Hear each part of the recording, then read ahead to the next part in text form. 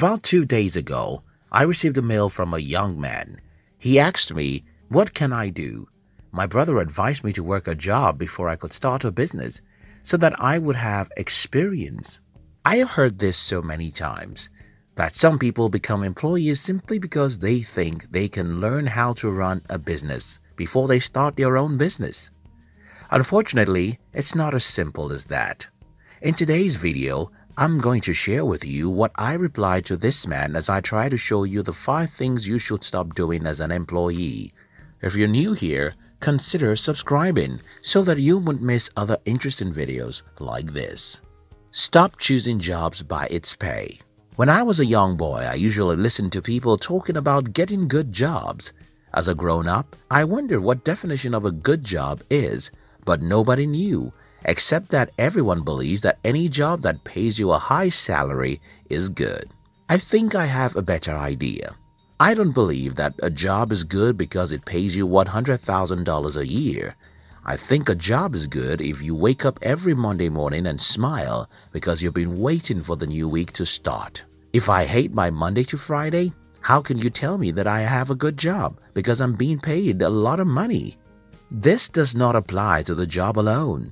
If you want to be an entrepreneur, you must not fall into the temptation of thinking that if your company can make $1 million a year, you will be happy. It's a lie.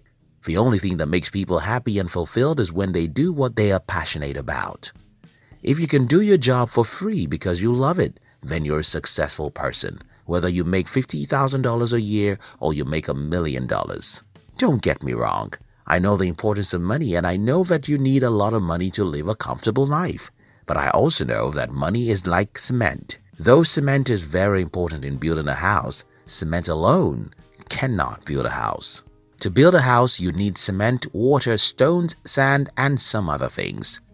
Though money is very important, if you hate what you do, you'll be sacrificing 40 hours every week, 40 painful hours, 40 hours of sorrow and sadness. I don't think it is worth it. Don't choose a job or business because it will bring you money. Choose jobs and businesses you are passionate about, even if such a job or business won't make you as much money as the ones you don't like. Stop trying to learn entrepreneurship by being an employee. Now, let me start this video with the previous story I told you about the man who wanted me to give him a piece of advice about what he should do. Should he go straight to the business world or work a job for a few years so that he would have some experience about how to be an entrepreneur? Well, if the reason you want to work a job for a few years before you start your own business is that you want to earn some money to clear some of your debt or to have a few dollars as capital, then you have a good point.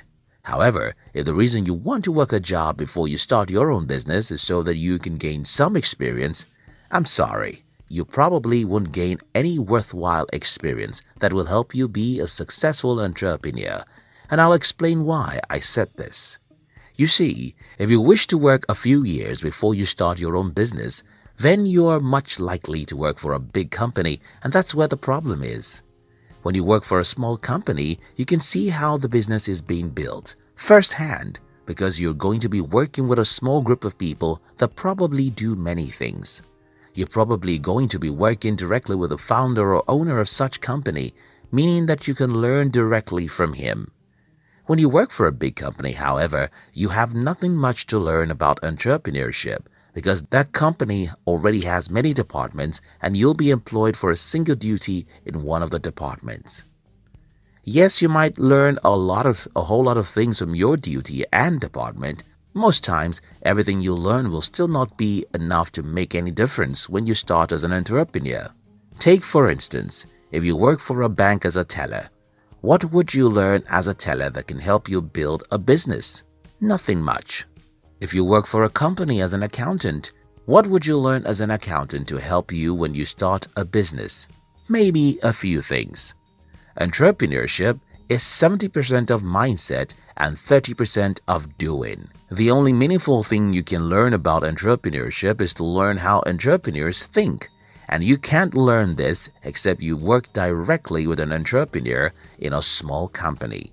So, stop thinking that you can learn how to be an entrepreneur by working for a big company, except you have the opportunity to work directly with the owner of the company or in a startup. you probably won't learn anything much that will help you succeed as an entrepreneur, working as an employee.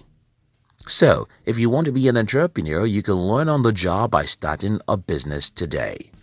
Stop spending as fast as you earn. A few weeks ago, I was discussing with a friend about a particular car I'd love to buy, and about 3 weeks later, I told him that I would be buying a car that's cheaper because when I make use of the calculator, I discovered that if I bought a cheaper car, I'll use the excess money to employ one more person for my business.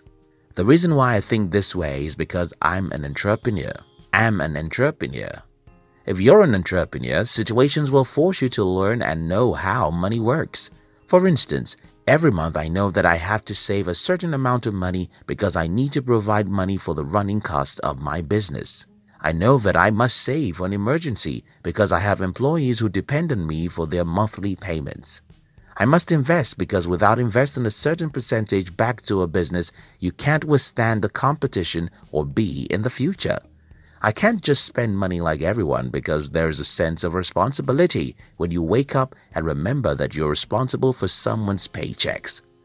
While entrepreneurs have situations that force them to be diligent about money, there's nothing that forces you to take care of your money as an employee. If an employee earns $10,000 a month and spends it all, there's no problem until in the future. And because of this, most employees spend as fast as they earn, sometimes even faster. You have to stop this if you are an employee. Keep your money. Save your money. The money you keep can be helpful in time of crisis. The money you save can help you tomorrow if you get inspiration for a new business idea. Stop hating your employer. Yes, some employers are evil, but some are just humans. They want to maximize profit and you are one of the instruments in their hands to do that. Unfortunately, life is not fair. You will either use people or be used by someone. There's no third option. Instead of hating your employer, understand how he or she thinks and decide to move to the other side of the game if you think you have what it takes. Hating your employer will not allow you to see the big picture. The big picture is that you have options and you can be an employer too, if you want to. Stop being ignorant about money. Money is not rocket science. Most people don't get it. You have to stop being ignorant about money if you want to be financially free. You have to understand that money, real money, is not gotten by hard labor, but by leverage. You have to learn how to make money work for you. You must learn how to say no to materialism and save a percentage of your income every month. You have to read about money and understand how people who have too much of it make it. In summary, if you're an employee, I advise you should not choose a job because of its pay, because if you wake up on Mondays with sadness, you don't have a life.